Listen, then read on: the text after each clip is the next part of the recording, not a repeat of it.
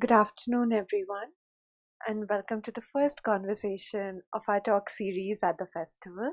We are honored this year to feature an exhibition of works by the seminal artist Bhupen Khakhar, titled Bhupen in Goa, curated by Gulammohammed Sheikh.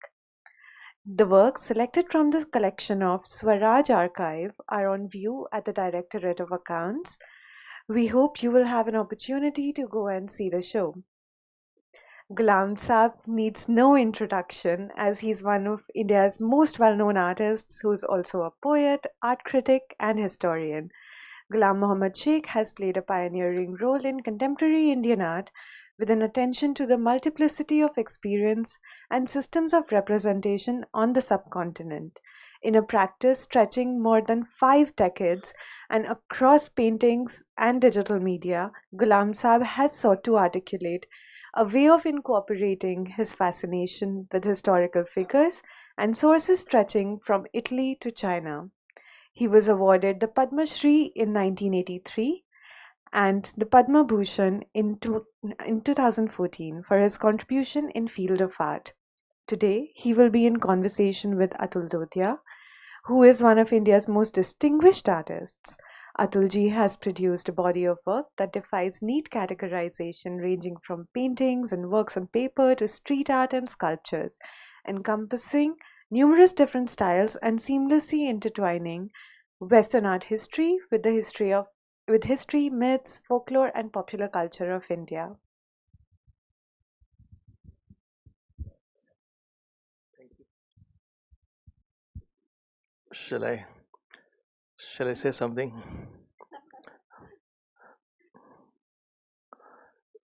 Well, friends, thank you for being here. And I can't express how much I'm happy because I had a very quick glance at the exhibition Bhupen in Goa, and I'm sure you all will go and see it because it's one of the um, finest shows.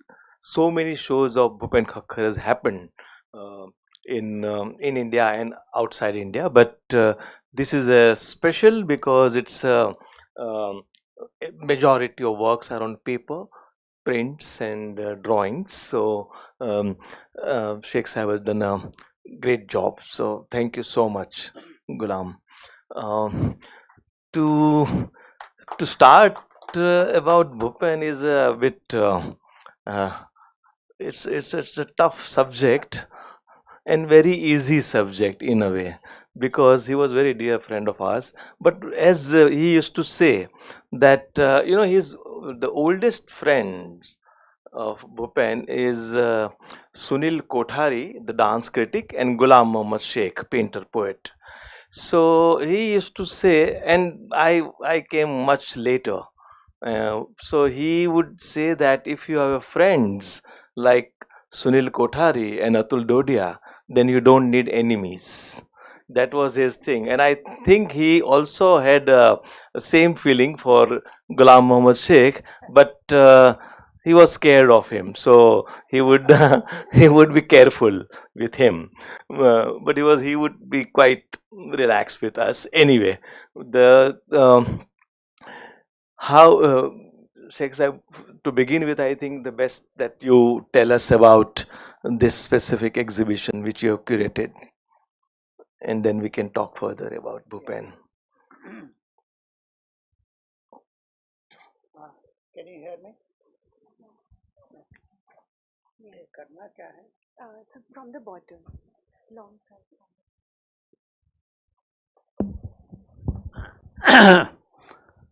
I hope you can hear me now. I don't think to the art audience in India, Bhupen Khakhar would need any introduction. But I do not know how many of you are familiar with his work. I can see some faces here, and many of them are well-known faces. So I will take it for granted that some of you know his work well. But if you don't, please ask us questions that would at the end. I came to know about the Swaraj archive which was based in a place called Noida outside Delhi. And one Mr. Vijay Agarwal had collected works of Bhupen Khakhar, and I went and saw it. I was quite impressed. But I didn't know how much or how many Bhupen he had collected. So when invitation came to curate an exhibition for the serendipity, I asked them to send me a list, and they sent me a full list to 207 works in a single collection and of entirely Bhupen Khakhar. Paintings, drawings, that means paintings are in watercolor or in acrylic, drawings in pen and ink or in felt pen, prints, etchings, lithographs, silk screen, and some ceramics. So I immediately jumped on the bandwagon because Bhupen was my dear friend, literally a lifelong friend, and both of us have enjoyed his company. Now, if I have to put Bhupen in a very short or a brief introduction, how do I do it? Let me try. Perhaps he was the most colorful of Indian artists that we know on the contemporary Indian art scene. But he was the one who broke all taboos. That was his main preoccupation, as though he was born to break taboos. That he began with an exhibition in Bombay and took Bombay by storm in the 1960s by showing his what they called pop painting. These were kind of graffiti, or sometimes it was projected with plaster and he had painted over. There would be images of gods and goddesses which were stuck on that. Nobody had done before, and torn up. You would have part of Hanuman and part of Lakshmi and part of this, that, and they're all stuck. And underneath is written, "Pissing is prohibited." So you can imagine what kind of artist he was. At that point of time when he began his career, I was abroad, so I did not see that exhibition, but I know the works, quite a number. Apparently he was inspired by some pop paintings, but what he did of that is entirely his own, which no Indian artist had attempted earlier. And then we became friends. I returned in 1966 after having spent 3 years in England. And then we lived in a place which was an outhouse. And I remembered that he had started painting of a clock, a wall clock. You might find the small painting of a wall clock in the exhibition that is in the Directorate of Accounts. I don't know what happened to that, but he did another painting, which is called People at Dharmashala, in which there are 4 people seated as though being photographed. And behind the image of the Lord, and then around which some kind of a border, which may give you an idea of some kind of an Indian miniature painting. So, having people posing for a photograph with a reference to, if I may take the liberty of saying that it was Nathadwara, and he actually called it People at Nathadwara, finally. So, at one level, he was quoting religious figures. At the other, he was also mocking them. And this is a continual phase that he maintained all through his life. Even in his life, he used to play roles. Would Atul tell you something about the phone calls that he would have in the morning? Yes. Should I? Yeah. Well, there are many anecdotes and situations, where you get very angry and sometimes also you laugh, and then you forget it. But he would call, every morning around 6:37. Now that early, I don't wake up, you see. And so Anju, my wife, she would pick up the phone, and first what he would do, that he would invariably forget her name and say, well, uh, so he would say, Anju. Okay, yeah, Anju, what your husband is doing. Okay, he's sleeping. So Kare, he is a young man, he should be going to studio and painting. And I said, but it's so early, Bhupen bhai, what's so urgent we have called? So can you tell when he gets up that he can call Naushil Mehta, another common friend. So he can call Naushil and ask Naushil to call me. Now I said, Bhupen, I mean, later I would say that, why don't you straight away call Naushil? So later when I asked Naushil about this, and so Naushil said because he knew that he would do the same thing in the morning and my mother would never wake me up and she would never disturb me. So he knew that, that Anju will wake you up or tell you, and then you can kind of tell him and all that. So that is that's the way, they would start. And uh, then, I mean, many things, about when there was a bomb blast in Ghatkopar, Yeah, in yeah, the yeah. suburb where I used to live.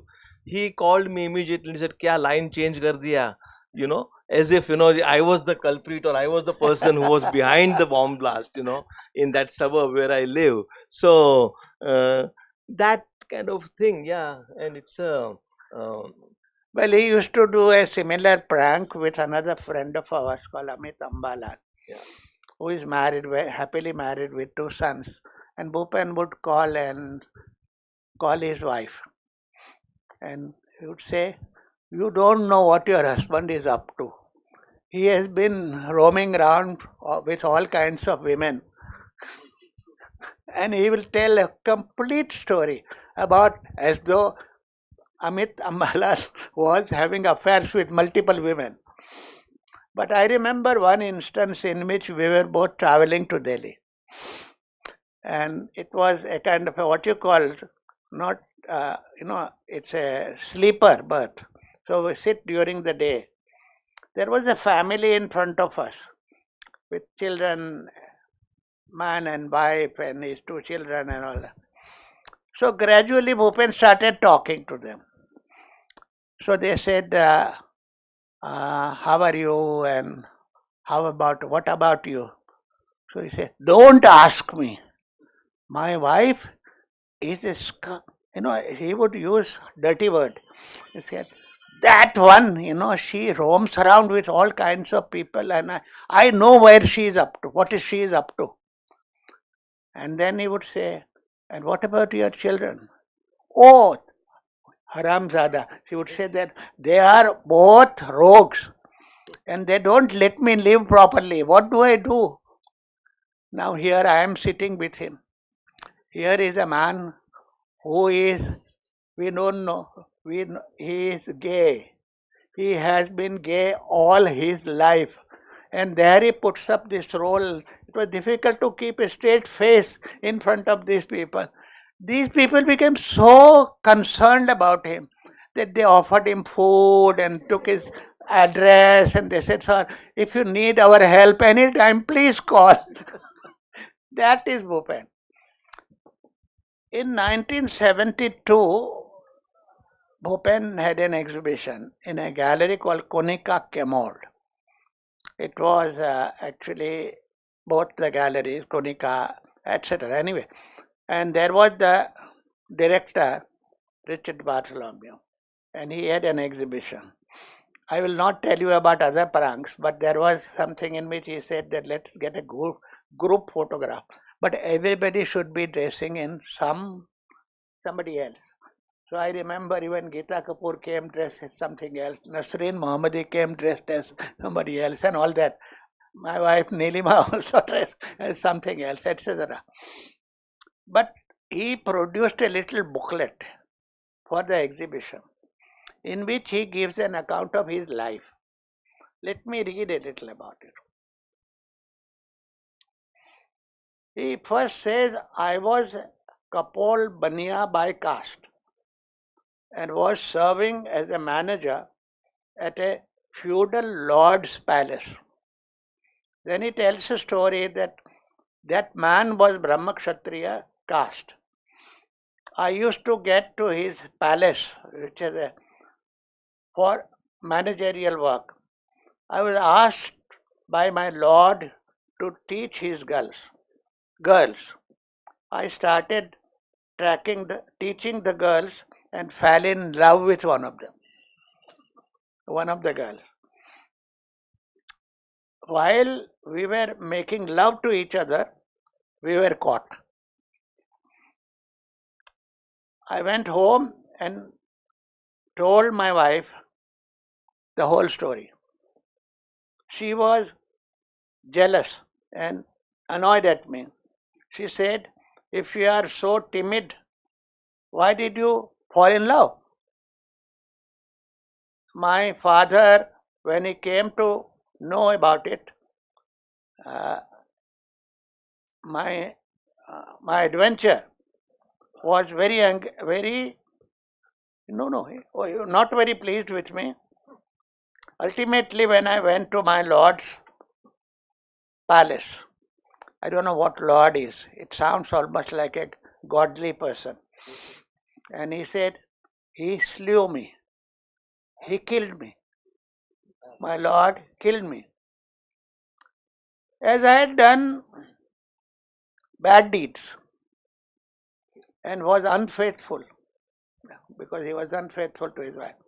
I was born as a butterfly in my next life. One day, a saint was doing puja. To perform puja, he had lighted a lamp in front of God. I jumped in the lamp and died.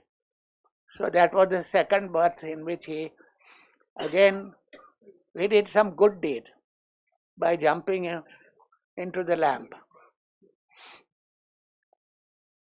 Indirectly, my death was in worship of God. It was not really worshipping, but if he died, so I was born as Bhupen Khakhar. This is how his story writes, and then he writes about himself. And then he poses himself sometimes as a muscle man, sometimes as somebody who learns about a bad bad mouth, because he said it because I did not brush my teeth. So he takes a photograph of himself, gets a photograph, and then in addition to it, he even poses himself with a French girl who used to be around, Marianne Nicaise, as James Bond, with a gun in his hand. So he goes and then he does all kinds of things, and he writes about, this is about toothpaste. So he makes himself, he said that if you use the right kind of toothpaste, you will get your girlfriend back. Otherwise, she would run away from you because you have a bad breath. Things like that. And then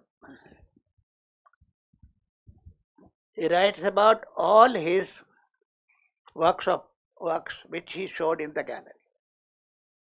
And that is something like either a appreciation, but it is all tongue in cheek.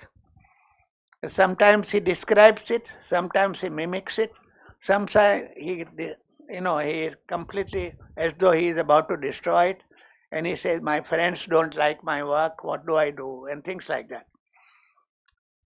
Well, before we proceed further, I have written my memoir of Bhupen. So maybe I will read part of it, which will give you some idea. It's difficult to hold the mic and read it.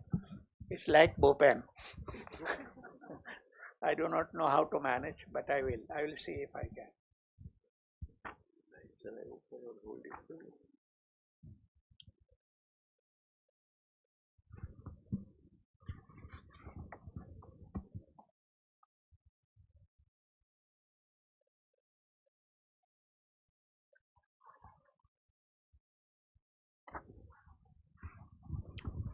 So his gay life was an issue. Until 1980, he maintained double life. He even told me how difficult it was. In fact, he said he was extremely pained at not being able to declare himself and his friends, whomever, to his own friends, because nobody would accept him. And it was a difficult time, as people know, people in India know. So I will read this part where I have described something about it. One minute. Yeah.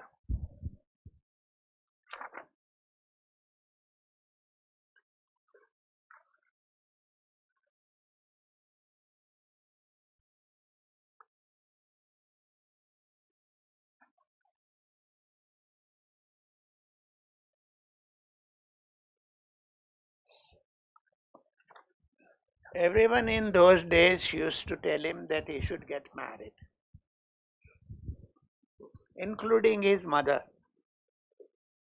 She was very fond of him, and she even came to Baroda to live with him, to look after him. She used to cook.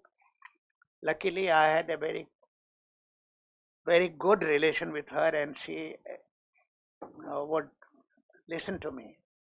In fact, when Bhupen declared his desire to go to Baroda to study fine arts, become a painter, after having been trained as a chartered accountant and having had a lucrative job in A.F. Ferguson, a company. So he was worried that his mother would not allow him. Now, since I had made friends with his mother, he caught me. He said, "Will you please do me a favor?" I said, "What?" "Can you convince my mother that I should go to Baroda?" Well, I had the onerous task of, facing Mahalakshmi. Her name was Mahalakshmi. And she controlled the entire household with an iron hand. And here was this lady and I who knew briefly. So I said, "You know your son, no, you love your son." She said, "Huh?" I said, "But he will not disagree. Something that he wants to do, something that he loves to do." Then she realized that I was up to a game. He said, "I know. Has he sent it to you? Sent him?" So I said, "No, Ma, I have come alone to tell you that he really wants to be an artist and wants to give up chartered accountancy." Mother said, "But he has got a very lucrative job. The family lives on the money he earns and all that." But eventually, she she didn't say she was convinced, but she allowed him to go. So that is how I landed up in Baroda.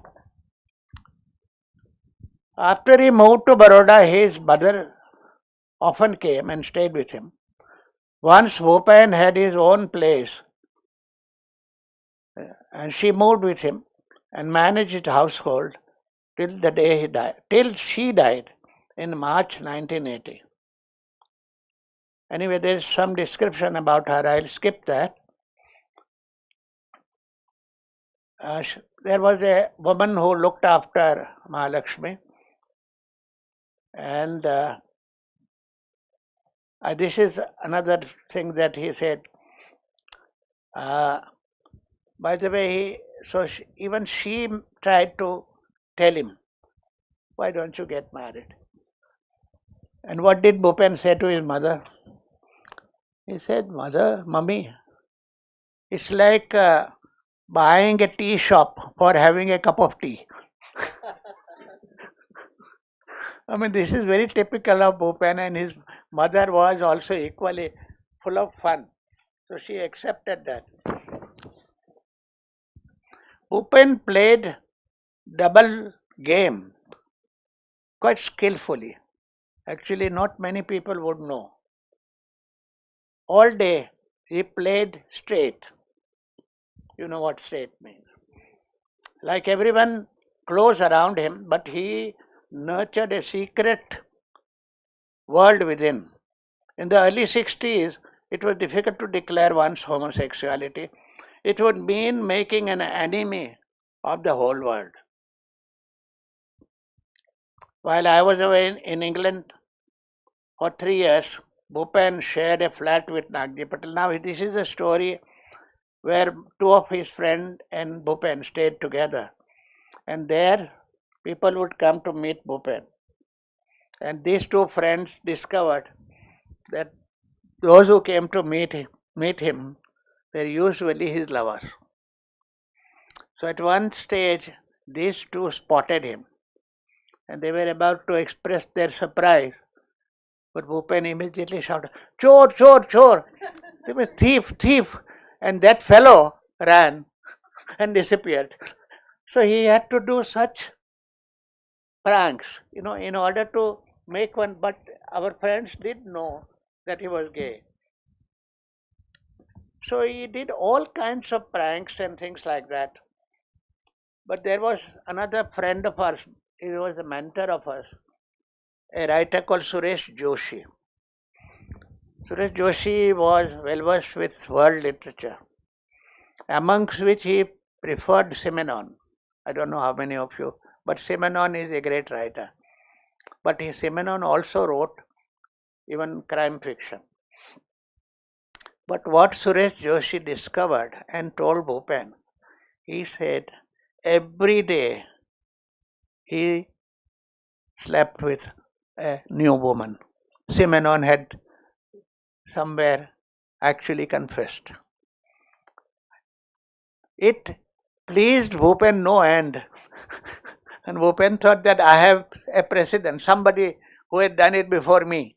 So he had his friends and went around living with them or playing with them. But I will not go into details of this, but let us, if there is something we can talk about. Let me explain to you what his lovers could be. Bhupen could find these unknown, unnamed lovers everywhere. The moment he got a vibe from a stranger, he would be seized by an irresistible restlessness. Then it would become a love-driven path of total surrender and submission. The lover was a deity incarnate, the lord of life and body. Once he chanced upon such a man, he would be consumed by an uncontrollable longing. He would forget the world around him and pursue the object of love, the object of his desire, in myriad ways, till he had scorched him with the same fire. That man also should be scorched with the same fire. Once, when I was traveling with him by bus, he recognized the vibe from a fellow passenger. And in no time, he managed to find a seat next to the man. Within moments, he turned the man into a lover. I won't go into details of this. Most gay people would know how to go about. The middle-aged man was traveling with his family.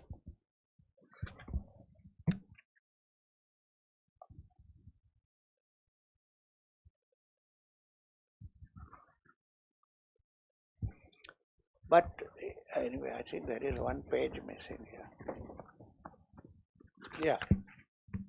But he became instantly infatuated by Bhupen. At a bus stop, when we stopped for tea, Bhupen introduced this man, new friend of his, to me. The man told me, "Isn't this man, your friend, a divine soul? Look at this man, what he can turn his lover into." I remember a film by Pier Paolo Pasolini called Teorema. if some of you have seen it, in which there is one man who comes to the family and literally sleeps with everybody. Father, mother, daughter and son. And maid servant. And then he eventually disappears. When he disappears, there is a big story about it. I won't tell you about that, but there is one little thing which I'll tell you. In Theorema, this maid servant got so grief-stricken that she started crying. And she cried and cried. And eventually there was a pool of the tears. It was actually a pool in which she was drowning in her own tears. Something this Bhupen would love. Now this is the kind of story I am narrating it to you because this is what he did. So in one sense it was love, of course carnal. At the other end, it was what he would call true love. That he really gave everything for the man he loved. He would not care. He would dare everybody. And now I will come to this point where Bhupen came out. And he made two paintings. One painting, I don't know whether you know. It's called Yayati. Yayati's story is that there is this man, is that father and son. So, father who had enjoyed life, sensual life, finds that he is losing his vigor. So he asks his son to give him his youth.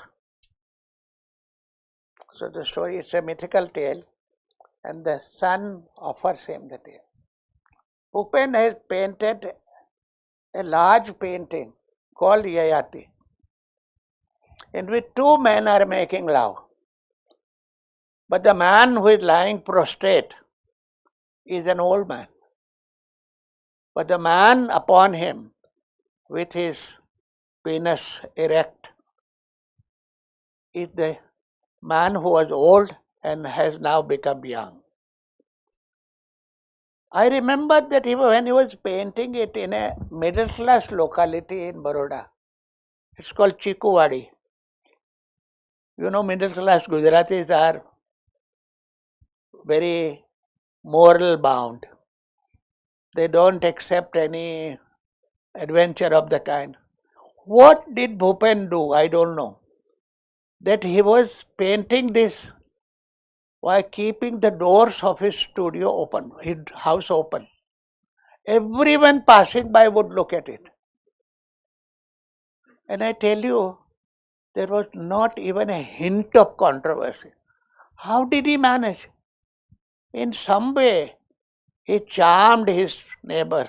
He charmed everybody who came to his studio to the extent that they believed in him and accepted everything that he did.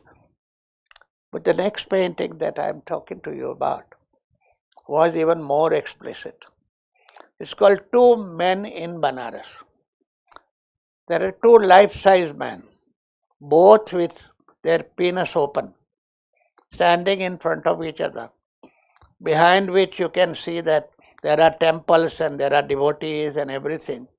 And here these two men, totally naked. And that too, he painted literally openly in front of everybody. People, like milkman would come, the newspaper man will come, the relative may come, a neighbor may come, or somebody who comes to just wondering about would come. Everybody would look at it because there's such a big painting there in front of them. And nobody ever complained about it. I have not heard about it. So there was something very special in his character, person. That at one level he could in some way influenced his friend or all those who came to him, that they began to think like him. They began to accept his thinking and accepted everything that he did. This is no small feat. I have not seen or I have not heard anybody who could do this. Would you like to add something to that? Well, you mentioned about his friends, and um, uh, the one of the stories is this, that Bhupen and myself, which I have many would have heard probably, but we were together in Amsterdam. We were invited to do lithographs, and one afternoon we went to Van Gogh Museum. Now, obviously, we were overwhelmed by the great paintings and great painter. And Bhupen noticed that there was a guard. That guard was an old man, lean, bony, and definitely not, I would say, good looking. He said, "Oh, I have to talk to this man." He got interested in that man. I said, "Bhupen, but," so I said, "So go and okay, how shall I approach?" I said, "Go and say hello. What else you could do?" So he said, "No, but we should have some reason and some, way of talking about to him." I said, "Then what?" Then he told me in my ear something, which I said, "No, not this. I am just going, run away. I am not going to be here. And what he will think about us, about Indians, He said, "Yaar, kya farak padta hai? What does it matter, what he thinks about Indians? Few Indian comes here, so few comes to Van Gogh Museum, and we are one of those." I said, "No, no, but Bhupen, no." He said, "No, no, I'm going to." I said, "Okay." I stood away far, and he went to this man, this guard, and he said, "These are beautiful paintings." So he just saw it. He said, "Yeah, of course, it's Van Gogh." He said, "You have given all the details here, information about painting and all, but where is the price list?" In the museum, and that to Van Gogh, the ultimate expensive painter in the world. So he said, "No, no, my friend is here." He pointed at me. That guy saw me. He said, "We both are from India, and we like art, and we have some 450 guilders in our pocket, and we thought if we could have some, can kind of collect this thing." That he just saw him up and down, and then he looked at me in an angry way, and then he just turned away. He went into the near the window, and he just took both his hands up and just laughed. You know, I said, "Bhupen, yeah, this is too much. So this is the kind of thing. But I would like to ask you something. Sorry, yeah. So this is uh, like when I first met him or saw him. I remember seeing one of his paintings in a magazine called Times of India. Used to come up with a annual issue in those days, and there was an article about Indian art of that time in mid 70s, and it was written by Shamlal. He was the editor then. Great mind. So he wrote the whole thing, and your painting "Men" was reproduced, and also Bhupen Khakkar's painting called "Branch Manager." Now this is, I know, the title and the figure and the man standing. It was almost like a kind of a Sunday painter's work, probably a naive artist attempting to do a painting, but it had some very special quality, I felt. And then soon he had an exhibition in Mumbai, in Bombay, at Jahangir Art Gallery, which was a two-person show, Vivan Sundaram and Bhupen Khakhar. So Vivan Sundaram had drawings on Pablo Neruda's poems Machu Picchu, and there were drawings and prints. So, and Bhupen had few oil paintings. So one of the first painting which I saw, that painting was about 4 feet by 4 feet square, and the reproduction is here in the biodata, the way Gulam is curated in the show, where the painting is there. It's called "Ranchod Bhai Relaxing in Bed." Now, when I heard this, I was 17, I had just joined art school. I was in the first year at the JJ School of Art. And I said, my God, this is so strange and so different. No one ever had painted oil painting like the way you paint watercolor, transparent, and there is this man sitting in front of you, facing you. There is a door, a boy combing his hair in a shot. You see his back and probably his son, and this Ranchod Bhai is sitting. And I said, this title, this subject matter, and everything was so different than whatever I had seen in contemporary Indian art or a modern Indian art at that time. So I knew that this man is Gujarati. So I just went and I started talking to him, and I touched his feet. So normally, if someone comes and touches my feet, young artist, I would say, oh, nahi, rehne do, theek hai, like that. But he didn't do anything of that sort. He liked it. He was happy about it. And then he said, what do you do? I said, I am paint. I joined Jesus School of Arts. Okay, good. You finish your course and all that. And that's it. That's how, it all started. But, and he was a part-time hobby classes he had joined at the JJ School of Art before going to Baroda. When Gulam invited him to Baroda and do, he had already done his chartered accountancy, he had his job. So he was doing these hobby classes where he was learning painting in his own way. But what I want to ask you, that for me there are two Bhupen. One Bhupen is Bhupen who, when he came to Baroda, and for many years, his struggle as a painter, and of course his personal life, which very vividly detailed, you shared with us. But so that Bhupen, and when the Bhupen become known, well known, really well known, and major painter.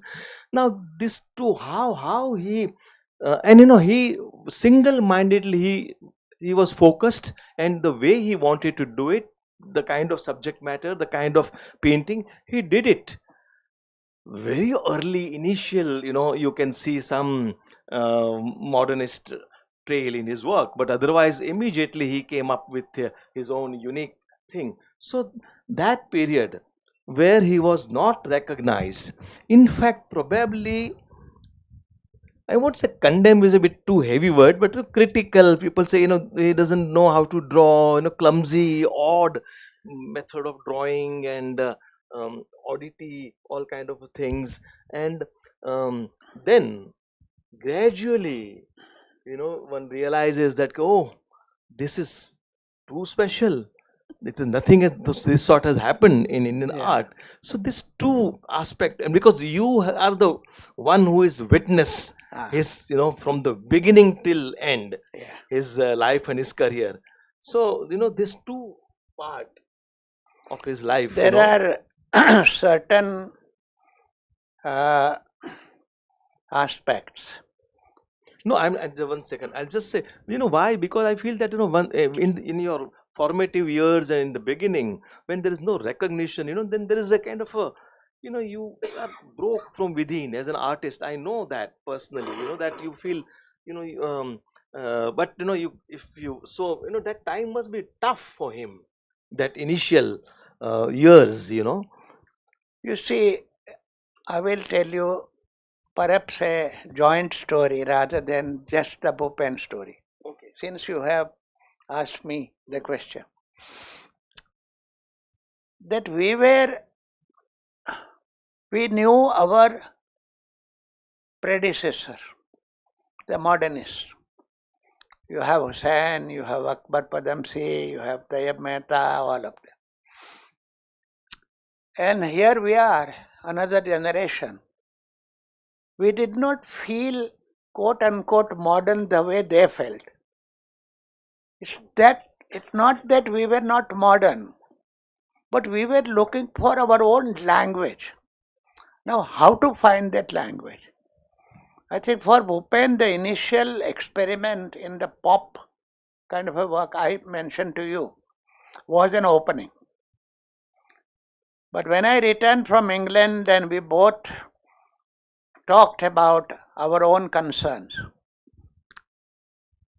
So I said, I am interested in the Indian tradition of painting and I want to incorporate some aspects of it which I find still relevant. So he said, I am interested in the mixed tradition of company painting. Like realism is mixed up with some kind of a traditional way of looking. And then he said that, but he loves picture postcards. He loves all the posters, gods and goddesses, all the oleographs. And he loves a common man. So I said, we'll have to begin somewhere. And he began. So the first painting was People at Dharmashala, I mentioned. Let me give you a short background of that painting. That in Nathadwara, traditionally, in the 19th century, they developed a mode of work which was called Manorath paintings. You see, since the image of Srinathji, the deity, is not supposed to be photographed, there is a taboo.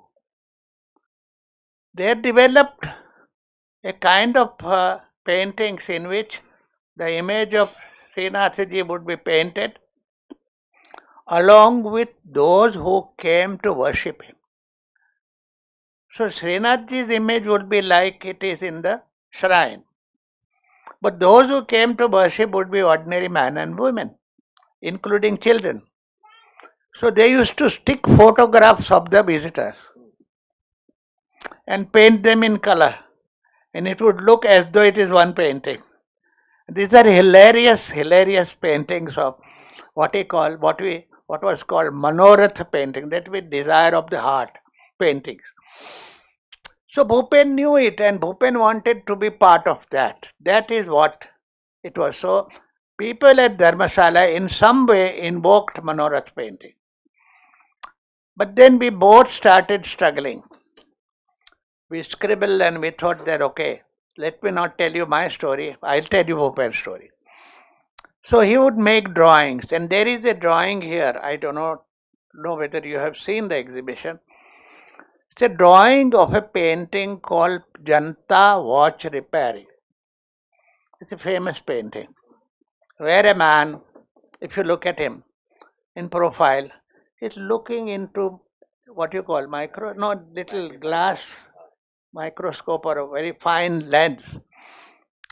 And it looks as though he is actually entering into the watch, if you look at it carefully. And if you were to look at further, you will see that his head is quite large, but his hands are very small. And with those hands, he is fixing the watch. I am describing it in order to make a point that this is what Bhupen himself was doing. That he looked at everything inside as much as possible, microscopically, including the heart. But then, who would paint somebody who says, I love that woman and my heart bleeds? Suppose if you say that, there is a painting in the exhibition which I have selected, in which this man is speaking, Savita, Savita, Savita, Savita, Savita, Savita. You can see, and there underneath is a heart which is throbbing. I think he can get away with murder. You can do a painting like that. Who would ever attempt to? Who would even dare to do that? But he identified himself with the people in the office that he worked with as an accountant. He had to work as an accountant for 20 years before his paintings could be sold. But he painted the people in his office, One Mr. what is he? Accountant. Accountant.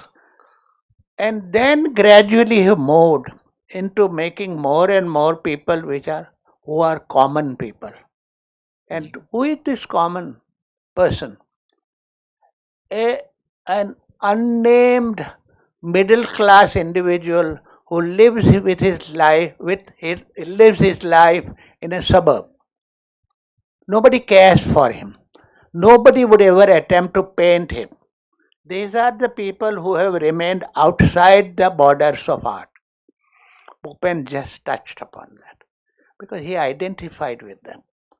And he identified with them to such an extent that literally he became like his character. I will give you one example later on. He painted a dentist, and you see a man with his mouth open, and the dentist looking into. I don't think anybody would ever even dream of painting a dentist looking into the mouth of the patient. And there it shows two things. One is the doctor, as a doctor, is treating the patient. At the same time, it is so gentle and tender that he is looking at the patient as though he identifies with him.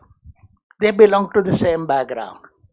And that is what Bhupen wanted to do, and Bhupen did. So all people that he painted, he somehow in some way identified. And shall I say that he was still seeking a lover? Somewhere in the crowd, he had his lover hidden.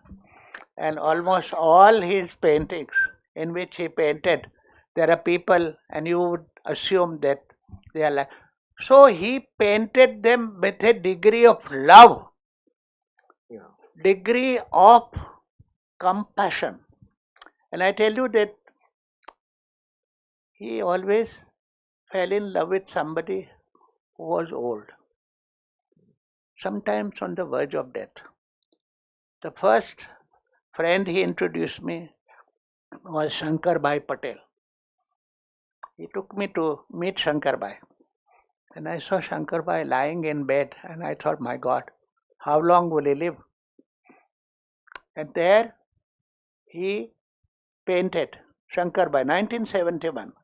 Shankar Bhai Patel in front of Red Fort, and painted with such great precision and love.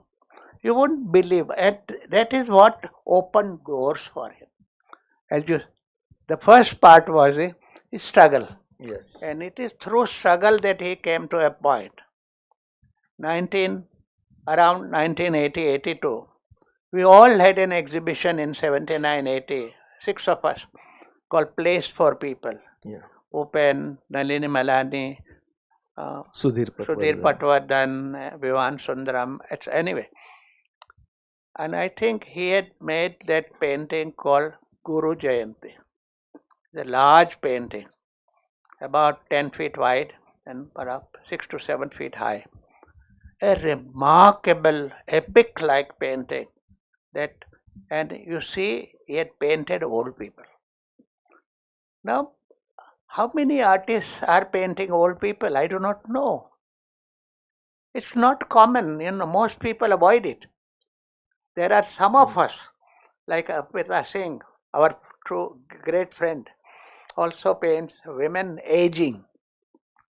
And Bhupen was painting somebody who was on the deathbed. And I'll come to that a little later after Atul makes his comments. No, I mean, this is fascinating that how his, struggle as a man and as a painter and come to terms with his artistic ability as well as, personal, what he was feeling. But I think um, uh, he was definitely, I mean, though in appearance and all these stories, sometimes you feel that he was relaxed. Like, for example, in one of the statement, which I should read actually, uh, which is there in the exhibition um, here in Goa. So that where he says that, let me,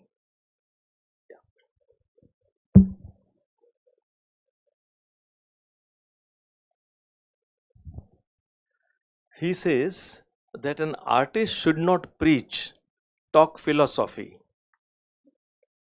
tried to reform society because he constantly reveals in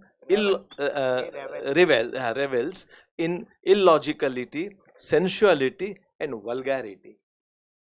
Now this is his statement, which, and we thought that, well, so I used to tell him, Bhupen, that's fine, but at the same time, we do believe in philosophy, we do believe in kind of good qualities and all, but he he knew that, and I think he was um, absolutely aware about the modern masters from Europe.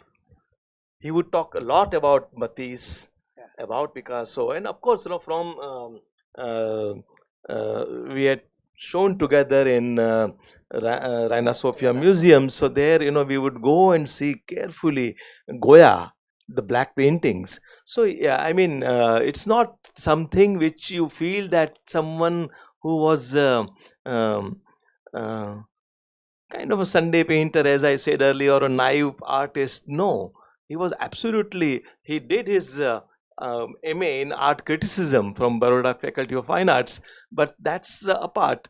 But his knowledge about art in general was quite brilliant. One of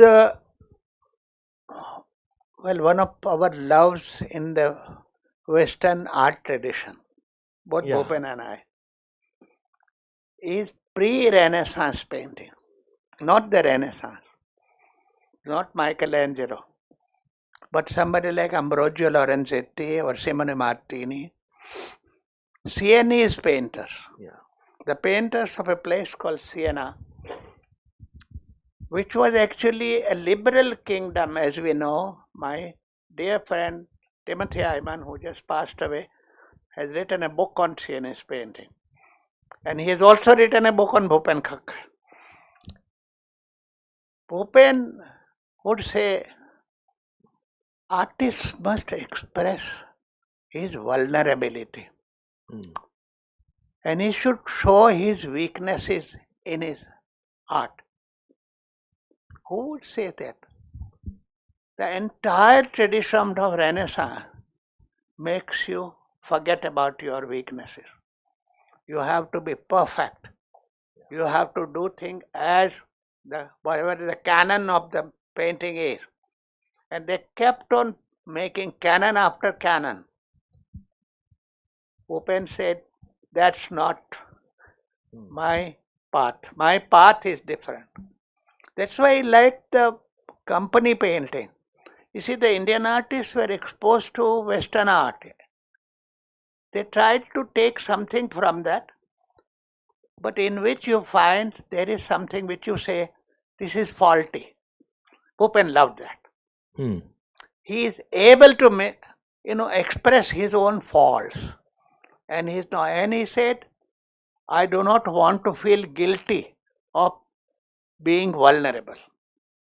It's part of me which comes out in my work. Now it is more than 1 o'clock, past 1 o'clock. If I were to wind up, I will tell you one point that I want to make. If you want to say something. No, I was reminded of once he came to my studio, and I was painting 3 painters, where Bhupen and myself looking at René Magritte painting, which we saw it in Rotterdam.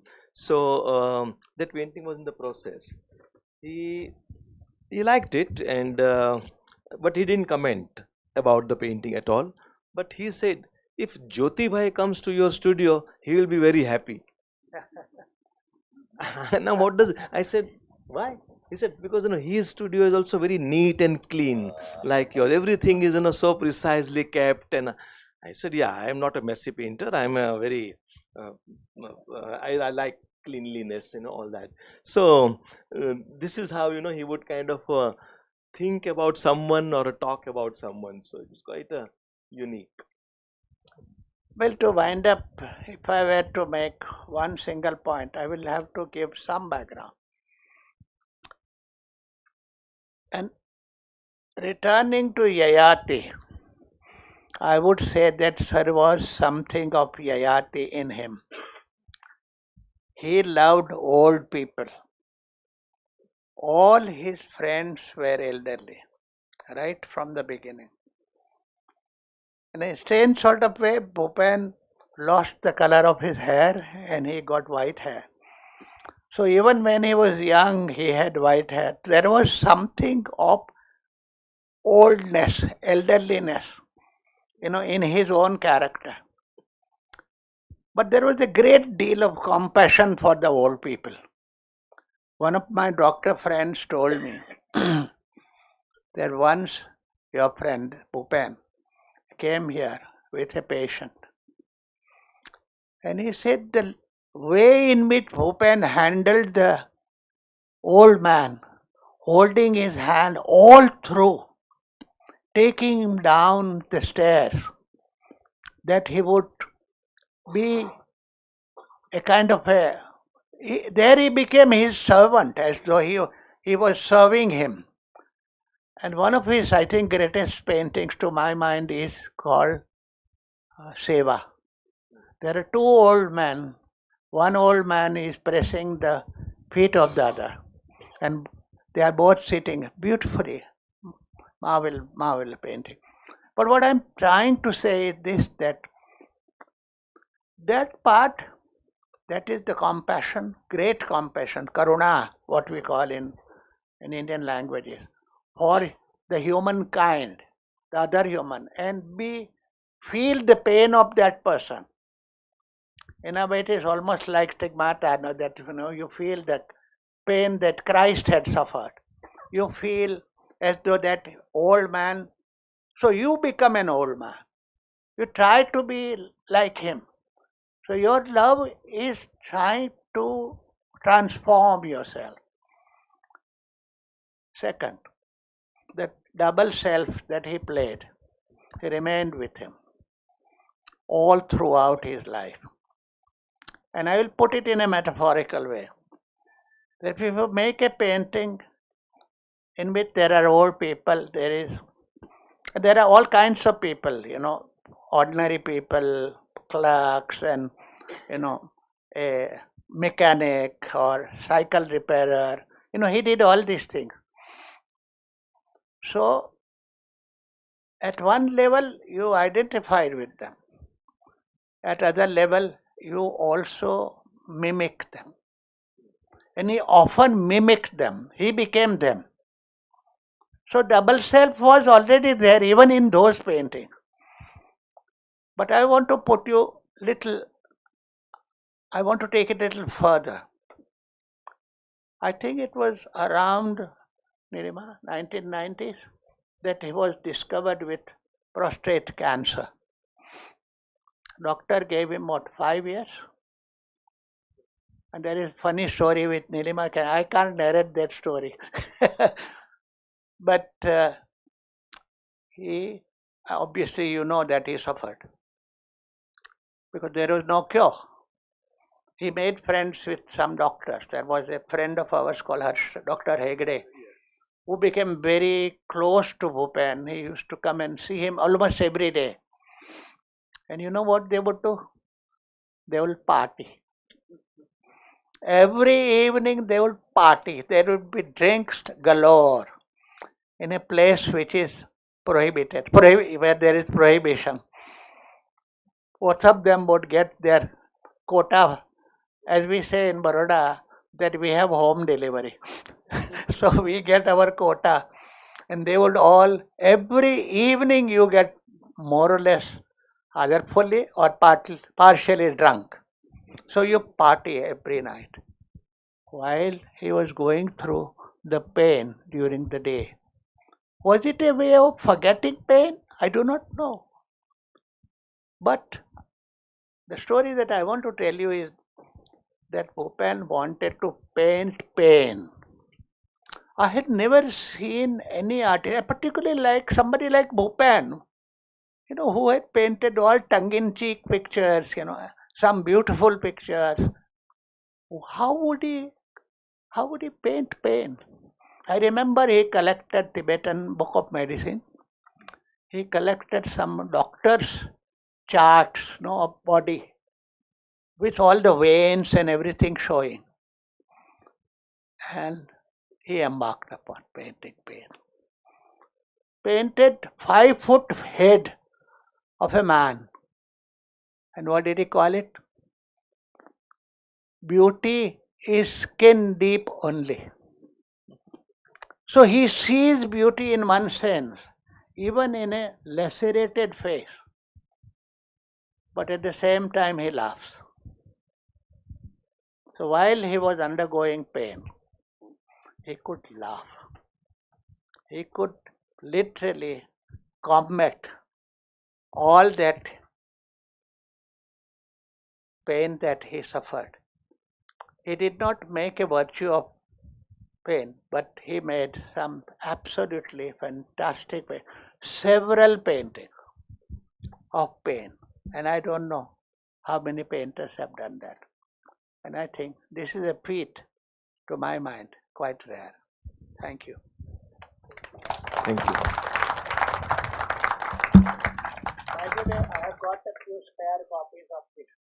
If you ever come to this exhibition hall, I shall be happy to have them. Anybody, but please ask. Okay. Thank you very much for a very patient. And thank you, Atul, for being, what do you call it? Comrade in crime. That was so lovely, Gulammohammed. Thank you so good.